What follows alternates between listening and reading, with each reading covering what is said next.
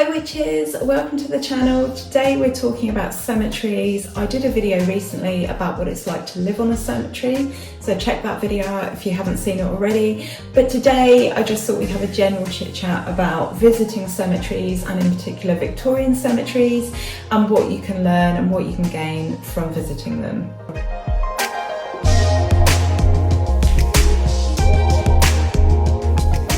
So welcome back everybody, thank you for watching, thank you for being here.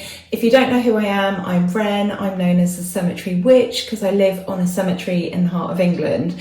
So I did a video before about what it's like to live on a cemetery, go check that out if you've not seen it already. Today I'm just going to be talking generally about visiting cemeteries, some things you should know, also what there is to gain, some interesting folklore and history. We live on a Victorian cemetery, our building, this is the Cemetery Keepers Lodge and original office. This was built in 1860, so a lot of our graves date to around that period, maybe just a little bit before and then up to the modern day. So I thought we'd just have a chat. I've been approached by a couple of publications, always happens at this time of year as we head towards Samhain, and the notes that I made for them in terms of speaking to them I thought would make a lovely video, so I thought we'd discuss it. So what can you gain from visiting a cemetery? Well, first I think we should probably look at how we should behave when we do so. You would think that these things are fairly obvious, but unfortunately we all get those people, all cemeteries get those people where they just don't seem to understand that there is like an unwritten code, there is etiquette as to how you behave when you go to a cemetery. So obviously we want to be quiet, we want to be respectful, we want to be considerate towards other people, but most importantly to the people that have been laid to rest there. We want to make sure we don't litter, and it is a nice idea to pick up litter if you see any. Obviously, we just want to leave footsteps and only take memories. It's a bit of one of those sort of cheesy cliches, but it does make a lot of sense. Leave only footsteps and take away only memories. Now, visiting cemeteries and graveyards, I think, offers peace, tranquility, a chance for reflection, a place to be with your thoughts, an opportunity usually to see wildlife, to be in nice surroundings, and I really think there is a lot to gain. So there is a lot to be said for doing all those lovely etiquette things and making it a really nice environment for everyone, and obviously to make sure that people who are visiting, that are mourning, are not going to be distressed in any further way. Now there's lots of things to see on a graveyard or on a cemetery. It is packed full of life. Here we have plenty of visitors, we have a full-time gardener, there are rabbits, squirrels, foxes, badgers, all sorts of birds. We have a family of ravens, we have blackbirds, we have green woodpeckers, and I see we now have a family of magpies that have moved in. We have starlings that live here in the gap above my kitchen. There are mice, there are muntjac, there are all sorts of interesting tributes here. There's wonderful gravestones and wonderful architecture. So those are just some of the things that you might see. And there are also some really, really lovely people that come here. We get lots of people who want to strike up a conversation because of the weird house that we live in, or just people that just sort of, generally they visit often, and so we get to know each other. There are some lovely, lovely people that visit our cemetery. I thought we should talk a little bit about ancestral offerings, the kind of things that you can leave, if you're visiting a graveyard, specifically to visit someone that you love. So we can think of the most obvious one of all, which is flowers. And it's really nice to leave these just fresh and natural, not in the plastic, because sometimes, through no fault of anyone, sometimes they get forgotten, or they get left long past the, you know, the sort of the life of the flowers. Sometimes parts of these break off somehow, but animals, other people, the weather, and the plastic can find its way, you know, onto the other side of the graveyard. Coins and crystals are another common offering. You could leave a small libation, you could have candles, trinkets, photos. Sometimes you even see photos obviously printed into the gravestone, and sometimes there are things like soft toys. So there are lots of things that you can leave a loved one as an offering. Now here we have a lot of Victorian graves. This, as I said, was built in 1860. This cemetery keeper's lodge and office, and that is when the graveyard or the cemetery here was properly established. And we have two chapels down the drive that are connected by a spire. It's really interesting looking at the grave symbolism. There is a lot of memento mori written about, which means remember you must die. And the graves really communicate messages. Back in the Victorian days, not everybody could write. There were a lot of illiterate people, and so the language of symbolism was used. The symbolism on graves can indicate all sorts of things. It can indicate how religious somebody was, or the fact that they were religious. It could indicate a career, a chosen vocation. It could represent a belief that the person laying there held. People weren't cremated back then, and so yeah, it was all about the gravestone. The gravestone communicated so much thought, feeling and info to the people that were viewing, and this is a way that those being laid to rest could choose to present themselves after death. So we have things like angels, which are messengers between God and man. Hearts represent romantic love. Bones represent death. We have some very old graves here that have memento mori written on them, and lots of like skulls and crossbones and things like that. A key represents knowledge and entrance to heaven.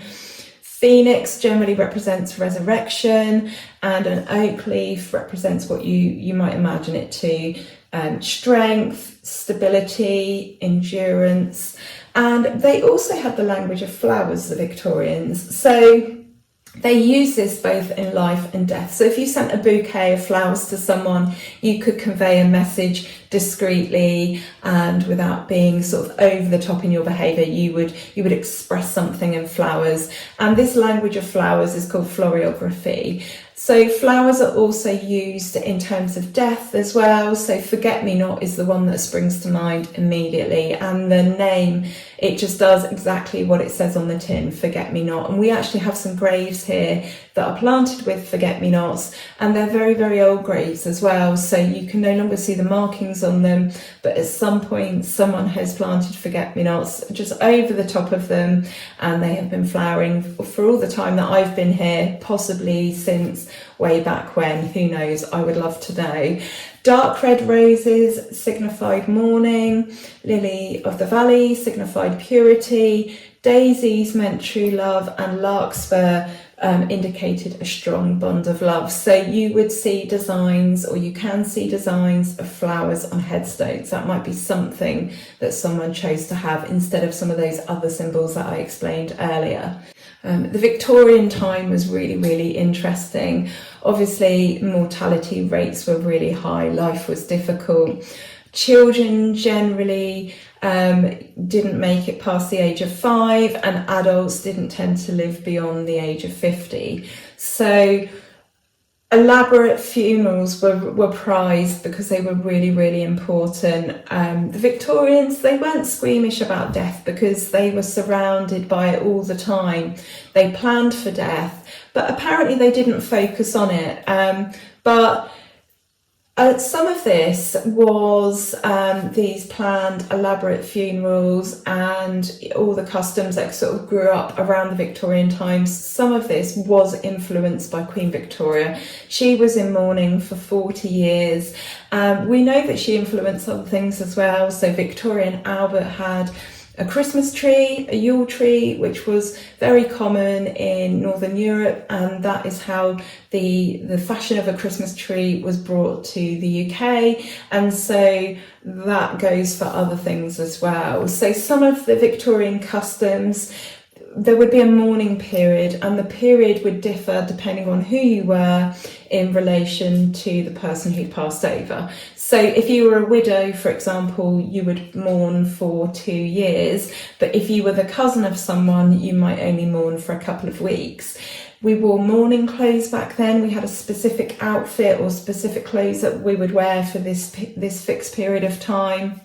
And when somebody died, we would put photos face down and we would stop clocks. And most of the customs surrounding mourning were about preventing the person who passed over coming back and taking other members of the family. So curtains were shut, mirrors were covered, and when a dead person was carried out of a house, they were carried out feet first, and this was done to protect the people left. The worry would be that if they went out the other way round, they would be able to look back and look at people, and that would be a thing that would be strong enough to mean that other people would follow, so they would be carried out feet first. So interesting, the Victorian period. You'll also find some really great architecture on cemeteries, especially Victorian cemeteries like our one. We live in a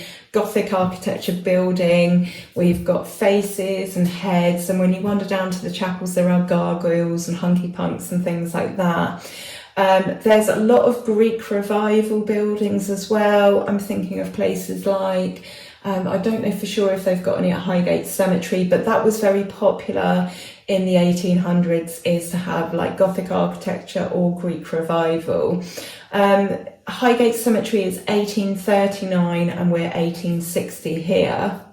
Of course, architecture is there to convey messages to the people that see it. So it's all about God usually. It's about God's omnipotence and about his watchful eye. So the architecture is there to remind you to consider the path you are walking. It is there to remind you as well that one day you will die, memento mori. And it is about reflecting grief and earthly sorrow. So there's not a lot that's cheerful about the buildings here. Like I said, we've got sort of very much Gothic architecture, and it's very jagged, it's very jarring, it's not gentle, it's not soft. There's nothing soft or comforting about it at all. It's all about those stark messages, getting those messages across to you that one day this will also be your fate. So I spoke before about what it's like to live on a cemetery, and I'm going to speak a little bit more about that now. It's a very public place to live, and whilst we speak about etiquette and we've spoken about those things about being respectful and considerate, you'd be surprised just how many people shout through the window at us trying to convey information or ask questions. They're up at the windows and the doors like this, either to have a look, to be nosy, or to try and get our attention. And it's quite an interesting place to be sometimes. I had the door on the latch the other day. The door was slightly ajar. It was very, very hot, and I was waiting for some people to turn up. And I heard some voices in the archway. There were people talking, and then I saw a hand go to push the door. So I got up and I said hello, and then I could see through the crack in the door, because it had been opened wide enough, there was someone there with a bottle of cider. So I think they were looking for somewhere to drink their cider. So it's not all peaceful, it's not all tranquil. Sometimes it does draw people in, groups of kids and stuff like that. However, on the whole, it is a really lovely, peaceful place to live, and it is a permanent reminder to live, because one day that won't be a thing. So if you've got any questions at all for me, on what it's like to live on a cemetery. If you haven't already asked on the other video, maybe you're new to the channel, or maybe you've been shy and now you've got to know me, please feel free to ask. I'm happy to answer any questions at all that you have. It's quite an unusual thing. Our house itself, there are not many of these in the UK at all, and there are not many people who actually live on cemeteries. Plenty of people live next door or adjacent, but we actually live on a cemetery. So this is your chance to ask any of those questions that perhaps I didn't answer in the other video. And yeah, I hope you managed to visit a cemetery soon. They are not just about the dead and dying, they are very much about the living. We've got lots of beautiful shrubs and trees here. There are, especially in the US, some amazing, amazing cemeteries. We do have some really interesting ones here as well. We were supposed to visit Highgate Cemetery last year at the beginning of the year, but my husband contracted COVID and was really, really poorly, so we were unable to go, and we had to cancel our stay. So I will get there eventually. It's an absolutely fantastic example of British cemeteries from the mid 1800s, so very, very interesting place. But yeah, get out to one if you can. I know a lot of people find them scary and morbid, and they're really, really not. And this was the point of my video, to get that idea across, that they're actually really, really wonderful places. So thank you so much for watching. Well done if you got this far. Please hit subscribe if you can. It's the easiest way for you to support this channel. You don't have to watch any of the other videos that come up, but it means that you won't miss other videos when they do come up. So sending you so much love, many blessings for the week ahead, and I'll see you in my next video or on Friday during the witching week. All right, take care for now. Love and blessings. Bye.